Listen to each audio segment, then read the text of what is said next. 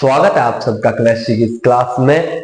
और आज का हमारा टॉपिक है जालक ऊर्जा, लैटिस एनर्जी और बोर्न समीकरण। क्या होता है जालक ऊर्जा, क्या होती है, कैसे इसको फाइंड आउट करते हैं, किससे इसको डिनोट करते हैं, इस सब के बारे में अध्ययन करेंगे। और उसके बाद में अपने एक टॉपिक है बोर्न समीकरण। क्या होती है बोर्न समीकरण, किस चीज के बारे में बताती है बोर्न समीकरण, उसके बारे में अपने क्या करेंगे, अध्ययन करेंगे। तो सबसे पहले मैं बात करता हूं कि जालक ऊर्जा की, कि बेसिकली जालक ऊर्जा होता क्या है, लैटिस एनर्जी जो होती है वो होती क्या है। तो जब भी कोई आयनिक क्रिस्टल बन रहा होता है तो वो आयनिक क्रिस्टल बनते समय जब धनायन और ऋणायन के बीच में बॉन्ड बनता है तो उस समय क्या होता है कि एक ऊर्जा मुक्त होती है और उस मुक्त ऊर्जा को हम क्या कहते हैं, जालक ऊर्जा कहते हैं। अच्छा ठीक है, उसके बाद मैं आपको एक पहले छोटी सी एक इंफॉर्मेशन दे देता हूं कि चैनल के ऊपर आपको दो प्लेलिस्ट बनी हुई मिल जाएगी। पहली प्लेलिस्ट है आपकी एटॉमिक स्ट्रक्चर, दूसरी प्लेलिस्ट है आपकी कोवैलेंट बॉन्ड। तो वो दोनों चैप्टर है, वो अपनी पहली यूनिट है। बीएससी सेमेस्टर फर्स्ट के लिए बात करें तो, बीएससी फर्स्ट ईयर के लिए बात करें तो, और एक BSc BEd integrated first year की बात करें तो, इन तीनों क्लास के लिए आपके पास जो एक यूनिट है उसकी प्लेलिस्ट दोनों बनी हुई है। आप जाके चैनल पे विजिट करके देख सकते हो। और अभी जो अपना टॉपिक चल रहा है वो चल रहा है आयनिक सॉलिड, जो दूसरी यूनिट है, इसकी भी प्लेलिस्ट बनी हुई है। इससे पहले 3 लेक्चर हो चुके हैं, ये चौथा लेक्चर है। और आप विजिट करके उस प्लेलिस्ट में पीछे के 3 लेक्चर भी इस यूनिट के देख सकते हो, ताकि यूनिट आपको आसानी से समझ में आ जाए। अब बात करते हैं कि क्या होता क्या है क्रिस्टल। तो क्रिस्टल की बात करूं तो विपरीत आवेशित आयन मिलकर के क्या बनाते हैं, एक क्रिस्टल बनाते हैं। जैसे सोडियम और क्लोरीन है, सोडियम पे पॉजिटिव आवेश होता है, क्लोरीन पे नेगेटिव चार्ज होता है, दोनों मिलते हैं, परबल आयनिक बॉन्ड बनता है और एक क्रिस्टल यौगिक बना लेते हैं। ठीक है, वहां तक अपने पढ़ चुके थे। और क्रिस्टल बनते समय जो बंध बनता है तो कुछ ऊर्जा मुक्त होती है और उस मुक्त ऊर्जा को हम क्या कहते हैं, जालक ऊर्जा कहते हैं, लैटिस एनर्जी कहते हैं। ठीक है, वो सब एक बेसिक अपने पास डेफिनेशन थी। लेकिन अगर क्वेश्चन पूछ लिया जाए कि जालक ऊर्जा को परिभाषित कीजिए या जालक ऊर्जा किसे कहते हैं, तो उसकी एक प्रॉपर डेफिनेशन अपने को पता होनी चाहिए। तो वो प्रॉपर डेफिनेशन देख लीजिए आप कि एक मोल ठोस आयनिक क्रिस्टल को पृथक पृथक आयनों में विभक्त करने के लिए आवश्यक ऊर्जा को जालक ऊर्जा कहते हैं।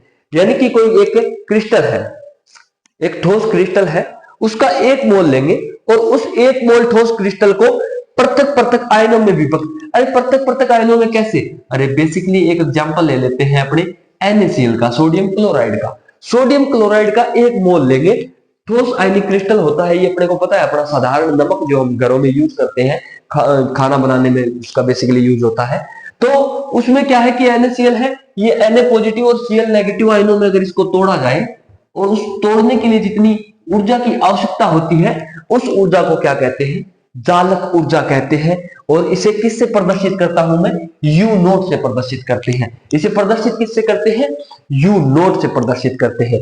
तो अब आप इस इक्वेशन पे ध्यान दीजिए कि m plus x negative plus जालक ऊर्जा, यानी कि कोई भी क्रिस्टल जब टूटता है, यानी यहाँ पे m क्या है, m यहाँ पे है धनायन, x क्या है ऋणायन, यानी कि इसको इस रूप में भी लिख सकते हैं अपने, NaCl टूटेगा Na positive plus Cl negative plus में U नोट, यानी कि कुछ ना कुछ क्या होगी, जालक ऊर्जा मुक्त होगी। तो ये यूनिट किसको डिनोट कर रहा है, ये जालक ऊर्जा को डिनोट कर रहा है, लैटिस एनर्जी को डिनोट कर रहा है। तो यहाँ पे क्या है कि कुछ ना कुछ जालक ऊर्जा का क्या होगा, मान होगा। तो ये तो रही अपनी बात जालक ऊर्जा की। अब उसके बाद में पहले बोर्न समीकरण की बात करता हूं मैं, फिर उसके बाद ये समीकरण बताऊंगा। ये समीकरण बोर्न लैंड समीकरण है, ये जालक ऊर्जा को निकालने के लिए समीकरण दी गई है। तो उसके बारे में बाद में अध्ययन करते हैं। पहले आते हैं बोर्न समीकरण पे कि बोर्न समीकरण होता क्या है। तो बोर्न समीकरण बेसिकली क्या होता है कि जो क्रिस्टल है, जैसे क्रिस्टल बन रहा है, कौन सा क्रिस्टल बन रहा है, Na positive Cl negative, basic सा अपना क्रिस्टल है NaCl, साधारण नमक, ये NaCl बन गया। अरे मेरे को एक चीज बताइए आप कि ये NaCl है, ये क्या है, दोनों एटम है, सोडियम भी परमाणु है और क्लोरीन भी क्या है, परमाणु है, और ये पास आएंगे और इनके बीच में आयनिक बॉन्ड बनेगा और क्रिस्टल बनेगा, क्रिस्टल यौगिक बनेगा।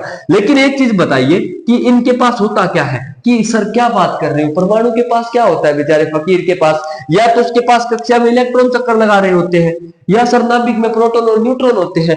अरे एक चीज बताइए कि जब ये इतने पास आएंगे तो इनकी जो बाह्यतम कक्षा में जो इलेक्ट्रॉन है, क्या ये इलेक्ट्रॉन एक दूसरे के नजदीक नहीं आ जाएंगे।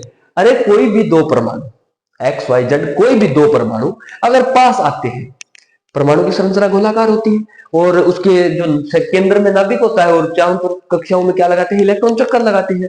अरे जब इनकी बाह्यतम कक्षा के इलेक्ट्रॉन पास में आएंगे तो एक छोटा सा दिमाग लगाने वाला है यहाँ पे एक फैक्ट है कि क्या इन नेगेटिव और नेगेटिव के बीच में प्रतिकर्षण नहीं होगा? अरे नेगेटिव नेगेटिव एक दूसरे को दूर नहीं करेंगे, बिल्कुल करेंगे सर। अरे तो ये नेगेटिव नेगेटिव जब एक दूसरे को दूर करेंगे और ये फिर क्रिस्टल बनेगा कैसे? तो इस नेगेटिव और नेगेटिव यानी इलेक्ट्रॉन्स के बीच में लगने वाला प्रतिकर्षण बल और इन नाभिक और इन इलेक्ट्रॉन्स के बीच में लगने वाला आकर्षण बल, ये आकर्षण बल और प्रतिकर्षण बल कुछ इस प्रकार से संतुलित रहते हैं कि इस आयनिक ठोस की कुछ ना कुछ स्थितिज ऊर्जा होती है, यानी ये स्टेबल रहता है। स्टेबल रहेगा तो उन आयनों की स्थितिज ऊर्जा होगी। अरे जब स्टेबल रहेगा तो उन आयनों की कोई तो स्थितिज ऊर्जा होगी। अरे स्थितिज ऊर्जा क्या होती है? अरे स्थितिज ऊर्जा, कोई चीज स्टेबल है तो उसकी स्थिति और स्थिति की ऊर्जा स्थितिज ऊर्जा।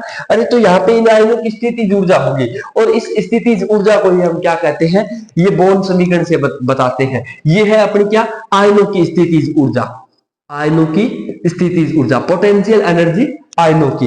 ये किसके लिए है? ये है आकर्षण के लिए। ये किसके लिए है? आकर्षण के लिए। ये किसके लिए है? ये प्रतिकर्षण के लिए है। ये प्रतिकर्षण के लिए है, ये आकर्षण के लिए है। इन दोनों एनर्जियों को जब जोड़ दिया जाए तो अपने पास कुल क्या आ जाएगी? स्थितिज ऊर्जा आ जाएगी। ठीक है सर, है क्या? अरे potential energy is equal to Z1 Z2 E square upon D plus B E square upon DN। अब सर ये क्या है? यहाँ पे Z1 क्या है, Z2 क्या है? तो आइए देखते हैं। जहां Z1 व Z2 क्या है? आयनों पर आवेश की मात्रा। कौन से आयनों पर? अरे सर जो आप भी क्रिस्टल बनाओगे उसी की। अगर ZnS की बात कर रहे हो तो जिंक और इस पे सल्फर पे जो होगा, और अगर NaCl की बात कर रहे हो तो सोडियम और क्लोराइड पे जो होगा। अगर आप कोई दूसरे के लिए जैसे KCl की बात कर रहे हो तो पोटेशियम और क्लोराइड पे होगा। यानी कि जो भी आयन अपने क्रिस्टल यौगिक बना रहे हैं उन आयनों पे जो आवेश होगा उसको कौन दर्शाएगा? Z1 व Z2। E क्या है? E है इलेक्ट्रॉन पे आवेश। D क्या है? दोनों नाभिकों के बीच की दूरी। सर दोनों नाभिक कौन कौन से? जो क्रिस्टल बना रहे हैं। B क्या है? B है प्रतिकर्षण गुणांक। B यहाँ पे क्या है? प्रतिकर्षण गुणांक है। और N क्या है? ये वाला N, इस N को बोलते हैं बोर्न एक्सपोनेंट। क्या बोलते हैं? Born exponent. Born exponent. और इसकी वैल्यू जो होती है वो अलग अलग होती है प्रत्येक आयन के लिए, प्रत्येक परमाणु के लिए इसकी वैल्यू क्या होती है? अलग अलग। सर कैसे? जैसे जैसे इलेक्ट्रॉनिक विन्यास का मान बढ़ेगा वैसे वैसे बोर्न एक्सपोनेंट का मान भी बढ़ता जाएगा। इलेक्ट्रॉनिक विन्यास, अरे 1s2 2s2 इस प्रकार से कुछ इलेक्ट्रॉनिक विन्यास होता है। पढ़ चुके हो आप, बच्चे नहीं हो अभी आप छोटे बच्चे नहीं हो पहली क्लास की जो इसको सब कुछ समझाया जाए। आप ग्रेजुएशन में आ चुके हो तो आपको चीजें थोड़ी बहुत आना चाहिए। अब बात करते हैं इलेक्ट्रॉनिक विन्यास। जैसे जैसे बढ़ेगा तो इसका मान, बोर्न एक्सपोनेंट का मान क्या होता जाता है? बढ़ता जाता है। ये बोर्न एक्सपोनेंट नाम, जो बोर्न नाम है, ये बोर्न एक साइंटिस्ट है उनके नाम पे दिया गया है। तो सर कैसे? जैसे मैं आपको कुछ एग्जाम्पल बता रहा हूं। सॉरी, हीलियम की बात करूं तो हीलियम के लिए बोर्न एक्सपोनेंट का मान होता है 5। एन की वैल्यू हीलियम के लिए 5, नियोन के लिए मैं बात करूं तो 7 और आर्गन के लिए अगर मैं बात करूं तो 9 होती है। यानी कि क्या होता है कि जैसे जैसे इलेक्ट्रॉनिक विन्यास बढ़ता जाता है बोर्न एक्सपोनेंट का मान भी क्या होता जाता है? बढ़ता जाता है। ये अपनी थी बोर्न समीकरण जो किसकी बता रही थी? ये आयनों की स्थितिज ऊर्जा के बारे में। जो आयन आयनिक ठोस बनाते हैं उनकी स्थितिज ऊर्जा के बारे में बता रही थी। अब चलते हैं अपने एक और इक्वेशन पे। ये इक्वेशन क्या है? U नोट यानी कि जालक ऊर्जा है वो कैसे निकालेंगे? तो उसके लिए एक इक्वेशन है NaE square Z square upon D note 1 upon n। इस समीकरण का भी एक स्पेशल नाम है, इसको भी एक नाम से जाना जाता है और वो नाम है अपना बोर्न लैंडे समीकरण। अरे बोर्न लैंडे समीकरण बोलते हैं इसको। ये बोर्न और लैंडे नामक वैज्ञानिकों ने दी थी और ये जालक ऊर्जा निकालने के लिए समीकरण है जहां पे n क्या है? n एवोगाड्रो संख्या है 6.023 × 10⁻23 जिसका मान होता है। यहाँ पे क्या है? n एवोगाड्रो संख्या है। और उसके बाद में बात करें अपने E क्या है? इलेक्ट्रॉन पे आवेश है। Z की बात करूं तो आयनों पे आवेश। और D नोट की अगर बात करें तो D नोट क्या हो जाएगा? यहाँ पे देख लीजिए D नोट क्या था? D क्या था? नाभिकों के बीच की दूरी। तो D नोट हो गई नाभिकों के बीच की दूरी। N बच गया। अरे सर N क्या है फिर? अरे N अभी तो पढ़ा है अपने ने, N क्या है? बोर्न एक्सपोनेंट है। तो ये सारे के सारे कोफिशिएंट आ गए अपने। अब बात करें ए की, कि सर ए के बारे में आपने नहीं बताया, तो ए की मैं बात करूं तो ए यहाँ पे है मेंडुलिक स्थिरांक। ए यहाँ पे क्या है? मेंडुलिक स्थिरांक, मेंडुलिक कांस्टेंट। ए को हम बोलते हैं मेंडुलिक स्थिरांक या मेंडुलिक कांस्टेंट बोलते हैं। इसको ए से लिखते हैं मेंडुलिक स्थिरांक को। अब एक बात बताइए, इस वाले समीकरण से हम यू नोट की वैल्यू फाइंड आउट करते हैं, जालक ऊर्जा का मान निकालते हैं, तो यू नोट किस किस के ऊपर डिपेंड कर रहा है? अरे अवोगाड्रो संख्या कांस्टेंट है, छोड़ दो, ए पर चले जाओ। इसको मेंडुलिक स्थिरांक बोलते हैं।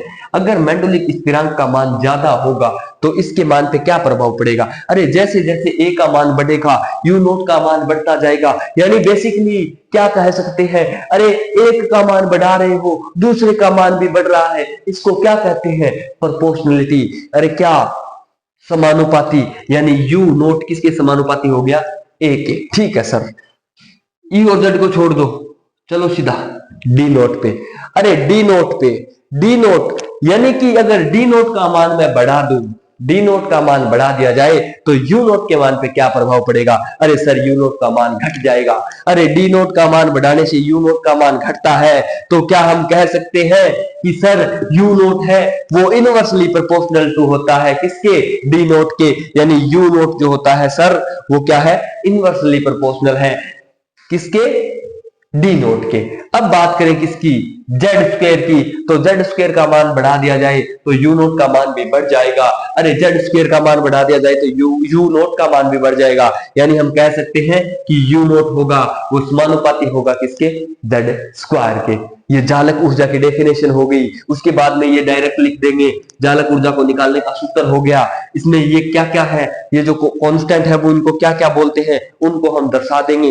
ये तीनों चीज लिख देंगे। 3 नंबर पक्के हैं, 3 नंबर आपके कोई नहीं रोक सकता। क्वेश्चन आएगा जालक ऊर्जा को समझाइए, ये लिख दो, बहुत है। या फिर क्वेश्चन आ सकता है बोरन समीकरण लिखिए, अरे 1 नंबर पक्का हो जाएगा। बोरन समीकरण लिख दो, ये लिख दो कि किसको क्या बोलते हैं, एन को क्या बोलते हैं? बोर्न एक्सपोनेंट बोलते हैं। बी को प्रतिकर्षण गुणांक बोलते हैं। डी दोनों नाभिकों के बीच की दूरी होती है। ये सब लिखते ही अपने 1 नंबर पक्का हो जाएगा।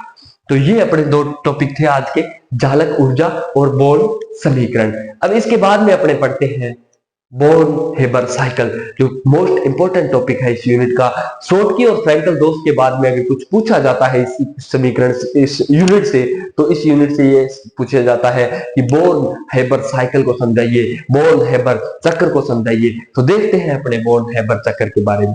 तो अपने बात करते हैं अब बोर्न हेबर साइकिल की।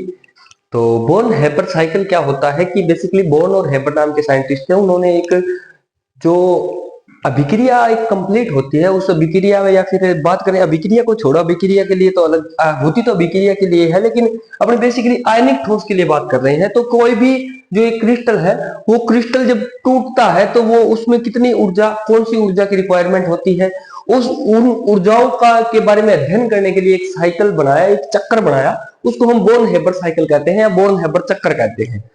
अब बात करते हैं कि सर इसकी फिर डेफिनेशन तो होगी कोई, अरे इसका कोई डिफाइन करने का तरीका तो होगा कि इसको डिफाइन किससे करें। तो इसकी डेफिनेशन देख लेते हैं अपने कि किसी आयनिक यौगिक के बनने की ऊर्जा, तत्वों के आयनन विभव, इलेक्ट्रॉन बंधुता, वाष्पन तथा वियोजन ऊर्जा एवं जालक ऊर्जा में संबंध बताने वाला चक्र। यानी कोई भी एक क्रिस्टल यौगिक है, उस क्रिस्टल यौगिक की जितनी भी ऊर्जाएं होंगी, उन ऊर्जाओं के बारे में एक संबंध स्थापित करने वाला जो चक्कर है, उस चक्कर को क्या कहते हैं? बोर्न हेबर साइकिल कहते हैं। तो देखिए अपने बात करते हैं सबसे पहले कि कोई भी एक अपने क्रिस्टल ले लेते हैं। सबसे पहले मैं मान लेता हूं NaCl क्रिस्टल की बात कर लेता हूं। तो NaCl क्रिस्टल किससे बना होता है? सर NaCl क्रिस्टल है वो बिल्कुल सोडियम आयनों से और क्लोरीन आयनों से मिलकर बना होता है। सोडियम आयनों से और क्लोरीन आयनों से मिलकर बना होता है। यानी कि एक सोडियम और 1/2 Cl2 इसलिए लिया है क्योंकि जो Cl परमाणु है उसका, जैसे ऑक्सीजन, अरे ऑक्सीजन एक परमाणु नहीं द्वि परमाणु अणु है, क्योंकि एक परमाणु उसका स्थायित्व नहीं होता। वैसे ही क्लोरीन, अकेले क्लोरीन का स्थायित्व नहीं होता, वो Cl2 में पाया जाता है, क्योंकि Cl2 जिसकी है वो स्थायी अवस्था है, यानी कि द्वि परमाणु अणु है। तो बात करें अपने किसके लिए कि Na और Cl के लिए, सोडियम 1/2 Cl2 यानी 1 Cl मिलेगा, NaCl बन चुका है। यहाँ पे Na क्या है? सोडियम है, वो सॉलिड है इसकी अवस्था, और इसकी अवस्था क्या है? गैसियस है। अब बात करें कि सर फिर ये क्या हो रहा है कि प्लस एस और सोडियम बढ़ गया। अरे प्लस एस है उद्रवपातन एनर्जी या फिर सब्लिमेशन एनर्जी बोलते हैं इसको। सब्लिमेशन एनर्जी की बात करूं, उद्रवपातन ऊर्जा की बात करूं कि क्या होता है उद्रवपातन ऊर्जा, तो उद्रवपातन ऊर्जा वह ऊर्जा होती है जो किसी भी परमाणु को ठोस अवस्था में से डायरेक्ट गैस अवस्था में बदलने के लिए आवश्यक होती है। किसी भी पदार्थ को ठोस अवस्था से डायरेक्ट गैस अवस्था में बदलने के लिए आवश्यक ऊर्जा जो होती है वो ऊर्जा कौन सी होती है, उद्रवपातन ऊर्जा, सब्लिमेशन एनर्जी होती है। तो यानी कि जैसे ही ये सोडियम है, इस सोडियम को सब्लिमेशन एनर्जी यानी कि उद्रवपातन ऊर्जा मिली, अरे मिलते ही ये किस में बदल जाएगा सर, सॉलिड था गैस में बदल जाएगा, Na गैसीय स्टेट में, प्लस Cl, सर ये क्या है प्लस D/2, ये D क्या है, अरे D है वियोजन ऊर्जा।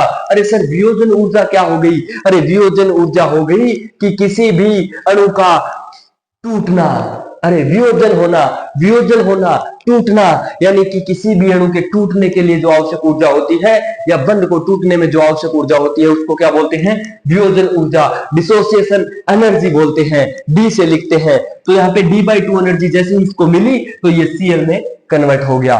ठीक है सर, यहां तक समझ गए आप। तो आगे चलिए, अरे आगे Na गैसीय स्टेट में जब सोडियम परमाणु किस में बदल रहा है, सोडियम आयन में बदल रहा है, तो प्लस आई, अरे सर प्लस आई क्या है, यहां चलिए आयनन ऊर्जा क्या होती है, आयनोजेशन एनर्जी क्या होती है। अरे आयनोजेशन एनर्जी की मैं बात करूं, आयनन ऊर्जा की अगर मैं बात करूं तो आयनन ऊर्जा क्या होता है कि किसी भी परमाणु में से इलेक्ट्रॉन निकालने के लिए आवश्यक ऊर्जा, किसी भी एक परमाणु में से एक इलेक्ट्रॉन निकालने के लिए आवश्यक ऊर्जा को क्या कहते हैं, आयनन ऊर्जा कहते हैं। तो यहाँ पे सोडियम था, सोडियम से एक इलेक्ट्रॉन चला गया, Na पॉजिटिव यानी एक इलेक्ट्रॉन की कमी, तो इलेक्ट्रॉन निकालने के लिए आवश्यक ऊर्जा आयनन ऊर्जा कहलाती है। इसको I से लिखते हैं। ठीक है सर, अब तो यहां चलिए Cl से Cl नेगेटिव, यहाँ पे क्या हुआ है सर, एक इलेक्ट्रॉन जुड़ गया। अरे Cl से Cl नेगेटिव, अरे नेगेटिव चार्ज कब बढ़ता है, जब क्या हो, इलेक्ट्रॉन की वृद्धि हो, तो एक इलेक्ट्रॉन बढ़ गया -E, ये क्या है, इलेक्ट्रॉन बंधुता।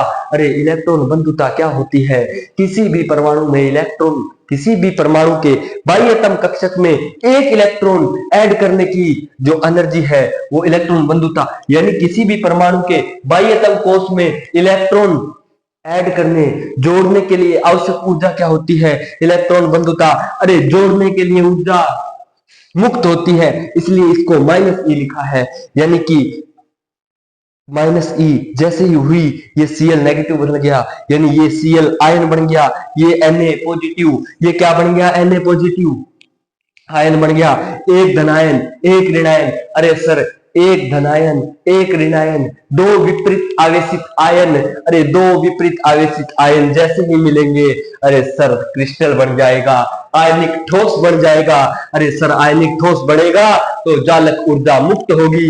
अरे जालक ऊर्जा U0 क्या होती है, जालक ऊर्जा, जब दो विपरीत आवेशित आयन मिलते हैं तो उनके मध्य बंध बनने के कारण हुई मुक्त ऊर्जा कौन सी ऊर्जा कहलाती है, जालक ऊर्जा कहलाती है। तो इसको -U0, जिसको माइनस लिखा है यानी कि ऊर्जा मुक्त हो रही है, जो प्लस लिखा है यानी ऊर्जा आवश्यकता है। यहाँ पे फिर ये -Q क्या है, अरे सर ये तो अभिक्रिया ऊष्मा है, यानी कि ये अभिक्रिया कंप्लीट होने में जितनी कंप्लीट ऊष्मा की आवश्यकता है या फिर ऊष्मा मुक्त हो रही है, उस ऊष्मा को क्या कहते हैं, अभिक्रिया ऊष्मा। किसी भी रासायनिक अभिक्रिया के संपूर्ण होने में, कंप्लीट होने में आवश्यक या मुक्त ऊर्जा को हम क्या कहते हैं, अभिक्रिया ऊष्मा कहते हैं। ये भी माइनस में है, मतलब क्या है सर, लोचा क्या है, अरे लफड़ा क्या है, अरे लफड़ा तो ये है कि माइनस का मतलब है ऊर्जा मुक्त होगी, उसमें ऊष्मा क्षेपी होगी कि ऊष्मा अशोषी होगी, अरे सर ऊष्मा क्षेपी होगी, ऊर्जा मुक्त होगी, ऊष्मा क्षेपी अभिक्रिया है। अब इसका क्या है कि ये जो बोर्न हेबर साइकिल है इसको हम बोर्न हेबर साइकिल बोलते हैं, क्योंकि ये क्या बता रहा है, ये इन सब ऊर्जाओं के बीच में संबंध बता रहा है। अब इसको मैथमेटिकल अगर रूप में लिखूं मैं, अगर गणितीय रूप में अगर मैं लिखूं तो कुछ इस प्रकार से लिख सकता हूं कि -Q जो अभिक्रिया ऊष्मा है वो किसके बराबर होती है, S + I + D/2 plus minus ई, अरे प्लस माइनस करेंगे तो माइनस हो जाएगा ना, प्लस माइनस को करोगे तो माइनस हो जाएगा, ये प्लस माइनस करोगे तो ये माइनस हो जाएगा। यानी इस समीकरण को कुछ इस प्रकार से लिख सकते हैं कि अभिक्रिया के कंप्लीट होने में जो मुक्त हुई ऊर्जा अभिक्रिया उष्मा है, उसका मान किसके बराबर होगा, ऊर्ध्वपातन ऊर्जा प्लस आयनन ऊर्जा प्लस में डी वियोजन ऊर्जा प्लस में इलेक्ट्रॉन बंधुता माइनस चालक ऊर्जा। इन सबको जब जोड़ेंगे या इन सबको जब सॉल्यूशन करेंगे तो अभिक्रिया उष्मा का मान आएगा। जितना ज्यादा अभिक्रिया उष्मा का मान ऋणात्मक आएगा उतना ज्यादा स्टेबल, उतना ज्यादा मजबूत, उतना ज्यादा स्थायी आयनिक सॉलिड, आयनिक यौगिक बनेगा। और जितना कम नेगेटिव मान होगा उतना कमजोर, उतना दुर्बल आयनिक ठोस बनेगा। ये है अपना बोर्न हेबर चक्कर, बोर्न हेबर साइकिल। जितना ज्यादा इसका मान, अरे सर कैसे, अरे बात बताइए, ऊर्जा की आवश्यकता पड़ रही है कोई चीज के लिए तो सताई तो कम हो गया, अरे कोई काम करने के लिए ऊर्जा मिल रही है। एक बात बताओ, आप गए कहीं पे और आपसे आपसे किसी ने सुबह से लेकर के शाम तक काम करवाया, सुबह से लेकर के शाम तक काम करवाया और आपको कुछ नहीं दिया कि चले जाओ, मतलब अपना क्या हुआ, पूरे दिन एनर्जी वेस्ट, मिला कुछ नहीं। किसी दूसरे बंदे ने, हम दूसरे दिन हम किसी दूसरी जगह पर काम करने गए, उसने क्या किया, पूरे दिन बढ़िया फर्स्ट क्लास सोफा लगा रखा है, 2 एसी चल रही है, एकदम चिल्ड रूम है, सामने एक बड़ी सी स्क्रीन लगी हुई है, उस पे अपने पसंदीदा सॉन्ग्स बज रहे हैं।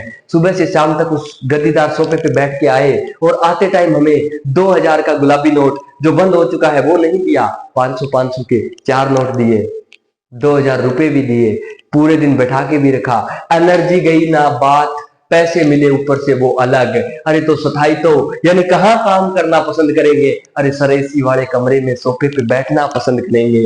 अरे तो मुझे ये बताइए कि कौन सा आयनिक ठोस स्थायी होगा, अरे सर जहाँ पे उष्मा मुक्त होगी, अरे उष्मा मुक्त होगी यानी काम कर रहे हैं लेकिन एनर्जी लग नहीं रही, एनर्जी मिल रही है, एनर्जी फोकट में मिल रही है हमको।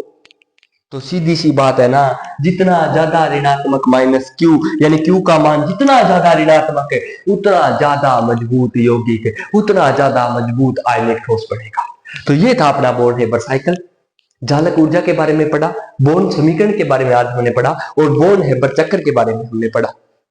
ये तीनों टॉपिक अपने आज कंप्लीट होते हैं। मिलते हैं कल एक नए सुबह के साथ, एक नए टॉपिक के साथ। तब तक के लिए आप सबका बहुत बहुत धन्यवाद।